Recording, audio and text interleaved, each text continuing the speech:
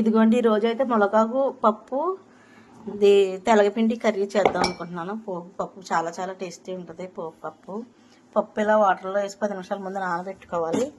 ఇప్పుడు తగినంత నూనె పోసుకుని పొయ్యి మీద పెట్టుకోవాలి. కావాల్సిన పదార్థాలు మునగాకు తీసుకొచ్చాను. శుభ్రంగా కడుక్కోవాలి.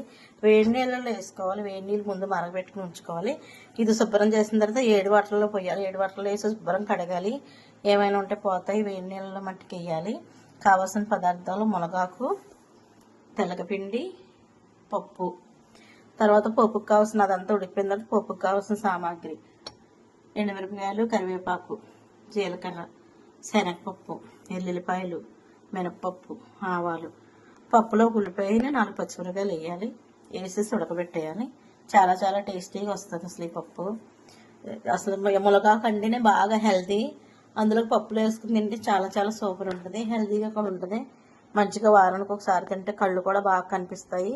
అన్నిటికీ మంచిదే. బాడీ మొత్తం మంచిది. బాడీ అంతా హెల్తీగా ఉండడానికి మునగాకు అప్పుడప్పుడు తింటూ ఉండాలి.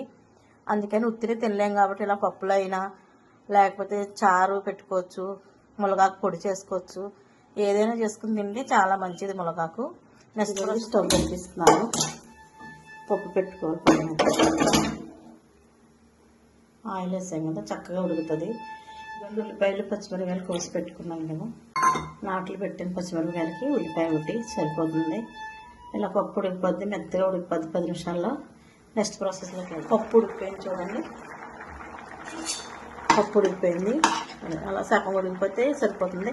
సగం పైనే ఉడికిపోయింది. శుభ్రంగా ఉడికింది కదా. ఇప్పుడు మనం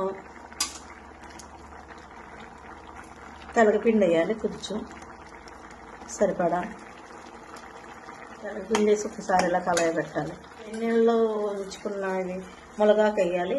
వేడి నీళ్ళ నుంచి తీసి పెట్టేయాలి. సిమ్లో పెట్టేస్తే 10 నిమిషాల్లో చక్కగా ఇది చూడండి. పప్పు ఉడికిపోయింది. ఉప్పు, కారం, పసుపు కూడా వేసేసి ఇలా మగ్గబెట్టేయాలి శుభ్రంగా. అలా మగ్గిపోద్ది. 10-15 నిమిషాలు మగ్గనివ్వాలి. అలా 15 నిమిషాల వరకు సిమ్లో పెట్టి అలా మగ్గిపోద్ది. ఉప్పు, పసుపు పడుతుంది. కారం బాగా పడుతుంది. పప్పుకి పట్టిన తర్వాత ఒక 10 నిమిషాలు అలా మగ్గనిచ్చేసిన తర్వాత పోపు చేసేసుకోవాలి. పోపు చేసేద్దామండి. కొంచెం ఆయిల్ పోసుకోవాలి. కొంచెం శనగపప్పు, కొంచెం మినపప్పు, కొంచెం ఆవాలు, కొంచెం జీలకర్ర, కొంచెం ఎండుమిరపకాయలు, కొంచెం కరివేపాకు, ఇప్పుడు ఎల్లిపాయలు. స్టవ్ ఆఫ్ చేసేస్తున్నాను. ఇప్పుడు ఈ పప్పు తీసుకొచ్చి ఇందులో వేయాలండి. ఇలా కింద పైన అలా కలర్ చేసుకుంటే సరిపోతుంది. చక్కగా గుమ్మగుమ్మలాడే మునగాకు తెలగపిండి పప్పు రెడీ అయిపోయింది. మళ్ళీ కొత్త వీడియోతో అయితే వచ్చేసాను. తెలగపిండి పప్పు తెలగపిండి టేస్ట్ చేసి చెప్తాను. టేస్టీగా ఉంది గైస్.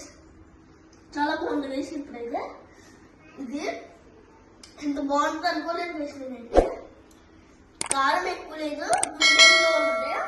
ఎవరైనా తింటారు గైస్. పప్పు నచ్చిన వాళ్ళు కూడా తింటారు గైస్.